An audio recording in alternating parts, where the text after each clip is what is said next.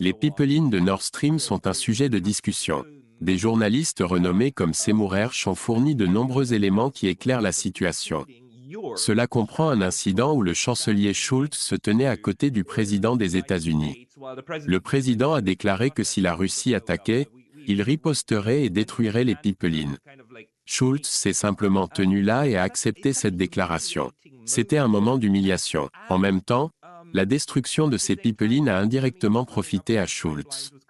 Elle a diminué l'élan politique des quelques individus qui s'opposaient à lui et plaidaient pour la réouverture des pipelines. Cependant, de telles actions ne peuvent être répétées qu'un nombre limité de fois au sein d'une alliance. Il n'est pas rare qu'une alliance attaque ses propres membres. Cela a été vu dans le pacte de Varsovie, qui a été principalement utilisé contre ses propres membres. Nous assistons peut-être maintenant au premier véritable exemple d'une attaque de l'OTAN contre ses propres membres. La question est de savoir jusqu'où cela peut aller avant de pousser l'alliance à son point de rupture. Je crois que la visite d'Emmanuel Macron en Chine devrait être envisagée dans ce contexte. Quelle est votre perspective sur cela?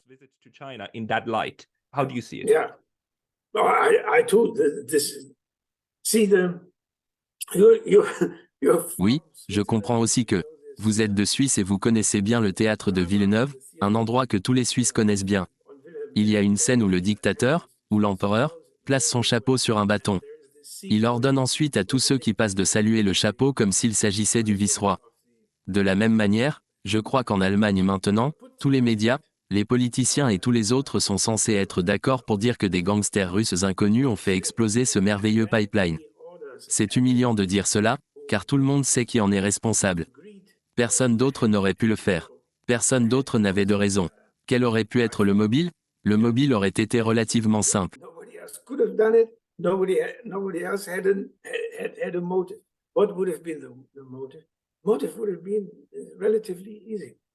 L'Allemagne ne peut plus proposer à la Russie qu'en échange de concessions russes sur l'Ukraine ou autre chose, ils rouvriront le pipeline.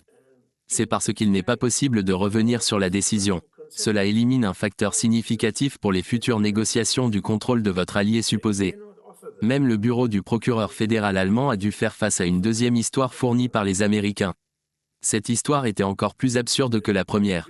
Elle prétendait que 4 individus non identifiés, supposément liés à l'Ukraine, ont commencé à partir d'un endroit en Allemagne sur un voilier. Ils transportaient prétendument des dizaines ou des centaines de kilogrammes d'explosifs. Ils auraient navigué jusqu'à l'endroit et auraient fait exploser ces explosifs. Fait intéressant, le procureur fédéral allemand a dû reconnaître cette information, ce qui était assez surprenant.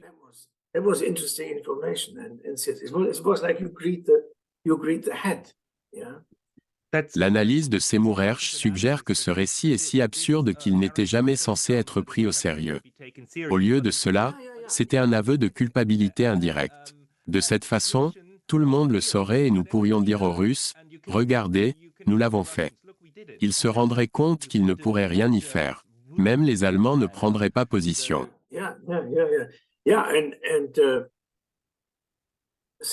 Oui, la deuxième histoire est intéressante en raison de sa mention de l'Ukraine.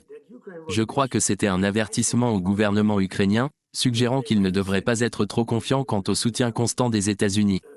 Je pense également qu'il y a des signes que les Américains se préparent à se retirer de cette situation. Ils ont tendance à laisser une terre brûlée derrière eux, indiquant qu'ils ne se soucient pas vraiment des dégâts qu'ils causent lorsqu'ils se retirent. Cela s'applique à la fois au gouvernement allemand et à l'Union européenne.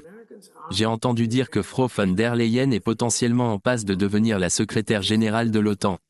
Ce serait une promotion de l'Union européenne. Fait intéressant, ces 2 sièges sont situés à Bruxelles. Comme je l'ai déjà écrit, une partie du récit de cette guerre concerne la suprématie de l'OTAN sur l'Union européenne. L'UE semble devenir un sous-département de l'OTAN. Si von der Leyen est promue secrétaire générale de l'OTAN, ce serait un moyen idéal pour les États-Unis de sécuriser l'Union européenne au sein de la relation transatlantique. C'est probablement une source d'inquiétude pour Macron.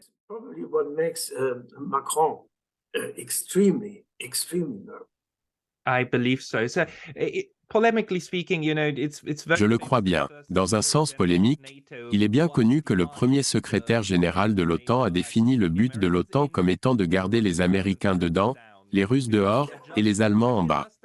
Peut-on modifier cela aujourd'hui pour dire que le but est de maintenir le pouvoir américain, de minimiser l'influence russe et de garder l'Europe soumise? Europe as a sort of compulsory L'Europe a une sorte d'allié obligatoire dans le véritable combat. Ce combat aura lieu dans le Pacifique Sud, dans ce qui était autrefois connu sous le nom de mer de Chine. in what used to be the Chinese Sea. Avez-vous un espoir que quelqu'un puisse nous aider, nous les Européens? Comme, est-ce que les Sud-Américains, les pays africains ou les pays asiatiques pourraient réellement nous aider à échapper à cette existence satellitaire? Yeah. You know, in a very general sense, Oui, en général, je crois qu'un véritable désastre serait un monde bipolaire dominé par la Chine et les États-Unis. Cela forcerait les autres pays à choisir leur camp. Dans ce scénario, l'Europe et le continent eurasien seraient divisés, la Russie devenant un allié subordonné à la Chine et l'Europe occidentale devenant un allié subordonné aux États-Unis. C'est le pire scénario possible. Un scénario plus favorable serait un monde multipolaire. Dans ce monde, des pays comme le Brésil, l'Inde et peut-être l'Afrique du Sud pourraient émerger en tant qu'acteurs significatifs. Cela serait similaire à la renaissance des pays non alignés des années 1960, qui ont été plus tard désignés de manière péjorative comme le tiers-monde. La Yougoslavie a joué un rôle crucial dans ce groupe car elle ne voulait s'aligner ni avec les États-Unis ni avec l'Union soviétique. Si le monde devient suffisamment multipolaire, alors le continent européen, ou spécifiquement des pays comme l'Allemagne et la France, aurait des alternatives à être un allié subordonné. Cela fournirait un équilibre entre des pays comme la Pologne et les pays baltes d'un côté, et les États-Unis de l'autre. Between, let's say, Poland and the Baltics on the one hand, and the United States on the other hand. Que cela soit possible dépend non seulement de l'Europe, mais aussi d'autres parties du monde. Par exemple, considérez les élites d'autres pays, comme la Corée du Sud ou le Japon. La question est de savoir si ces élites ont le pouvoir et la détermination de jouer un rôle indépendant. Lorsque vous regardez l'Amérique latine, il est étonnant de voir à quel point les entrepreneurs, les scientifiques, les bureaucrates et les riches sont liés aux États-Unis et à Wall Street. Ils épargnent leur argent en dollars, pas dans leur monnaie nationale. Ils envoient leurs enfants à Harvard et Yale plutôt qu'à leurs propres universités. Ainsi, il est encore incertain qu'ils aient le pouvoir et l'endurance nécessaires pour essayer de jouer un rôle indépendant dans le monde. Ce n'est que si cela se produit que l'Europe pourrait avoir d'autres interlocuteurs dans le monde en plus de la Chine d'un côté de la barrière, et des États-Unis de notre côté de la barrière avec son énorme appareil militaire et son influence culturelle. Donc, je ne sais pas.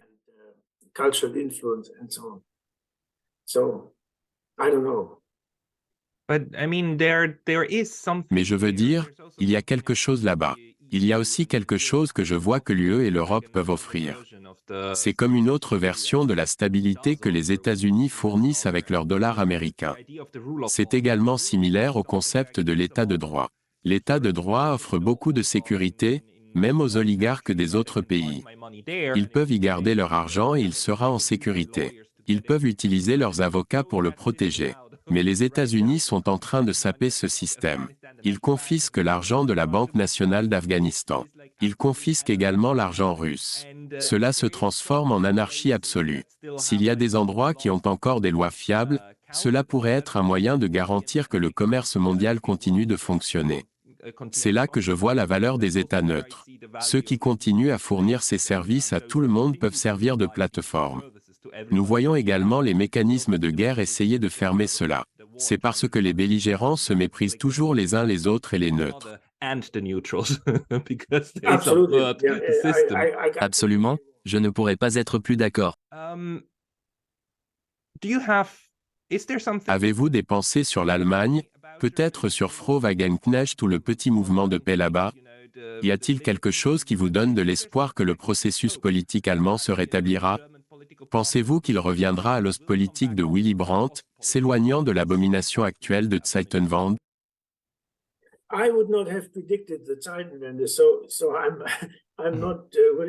Je n'aurais pas prédit le tournant, donc je ne suis pas à l'aise pour faire des prédictions pour les prochaines années. Cependant, je crois que, alors que la guerre continue, un certain niveau de fatigue est inévitable. Par exemple, l'Allemagne a de nombreux problèmes internes à régler. Si les États-Unis nous obligent à cesser de commercer avec la Chine en raison de sanctions commerciales, et compte tenu de la nécessité de transitionner notre système énergétique vers des sources renouvelables, Cela nécessitera une somme d'argent significative. Cela comprend des fonds pour la politique climatique et d'autres questions connexes. Alors la question se pose, devrions-nous allouer des fonds pour les dépenses militaires et pour soutenir l'armée ukrainienne? I think that. Yeah, go ahead. Sorry, I just one more question came to my mind, which actually has to do with. Une autre question m'est venue à l'esprit, qui est liée à la structure juridique de l'Allemagne. Si je me souviens bien, en vertu de l'accord des 4 puissances, l'Allemagne est toujours limitée à un maximum de 180 000 soldats. Est-ce toujours le cas? Donc, avec toutes les dépenses militaires prévues, vous limitez toujours cela à une armée non pas petite, mais de taille relativement modeste. Pensez-vous que cette restriction juridique, cette contrainte de droit international, aura un impact et pourrait peut-être maintenir le militarisme quelque peu sous contrôle? Or is this? No, I think that can easily be overcome Non, je crois que cela peut être facilement surmonté. Cela sera négocié, peut-être par les États-Unis, la Grande-Bretagne et la France. L'idée que les Allemands devraient être les premiers à aller au front est profondément ancrée dans cette pensée. Je ne vois pas cela comme un problème. Comme je l'ai mentionné, je crois que les gens commenceront à ressentir l'impact économique si cette guerre continue, car elle deviendra de plus en plus coûteuse. À ce moment-là, le soutien pourrait diminuer. Les gens pourraient commencer à se poser la question que j'ai soulevée tôt dans notre conversation. Quel est le but de cette guerre? Que cherche à accomplir le gouvernement ukrainien, représentant l'aile extrême droite du mouvement nationaliste ukrainien, avec cette guerre? Serait-il ouvert à envisager une médiation, avec une tierce partie qui interviendrait pour aider? Pourquoi pas le pape? Il ne semble pas très actif ces jours-ci. Mais peut-être Lula et le pape, ou quelqu'un d'autre. Oui, une force neutre devrait intervenir et aider.